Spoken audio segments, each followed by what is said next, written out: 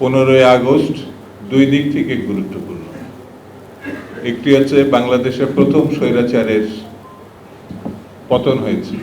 শেখ মুজিব তার বাকশাল শাসন, যে শাসনে আমরা দুর্ভিক্ষ দেখেছি, আমরা 40,000 বিরোধী দলের নেতাকর্মী হত্যার তাণ্ডব দেখেছি, আমরা রক্ষী বাহিনীকে দেখেছি, একজন দম্ভপূর্ণ শাসক দেখেছি যে গণতন্ত্রের কথা বলে স্বৈরতন্ত্রে যার উত্তরণ ঘটেছিল।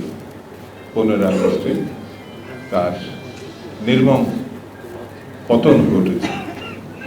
আবার 15 আগস্টে আমরা একজন নেত্রীকে পেয়েছি,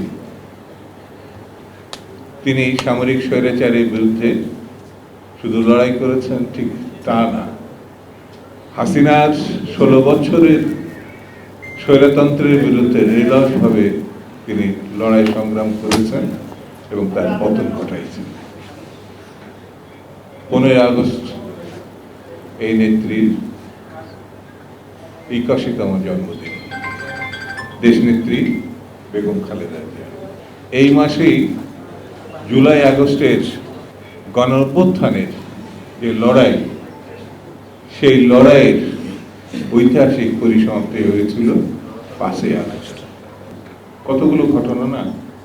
আমি যারা স্বৈরতন্ত্র পতনে 1 বছর আগে আমাদের জাতিগতভাবে মুক্তি দিয়েছিল, সেই আমাদের সন্তানরা যারা তরুণ বিপ্লবী,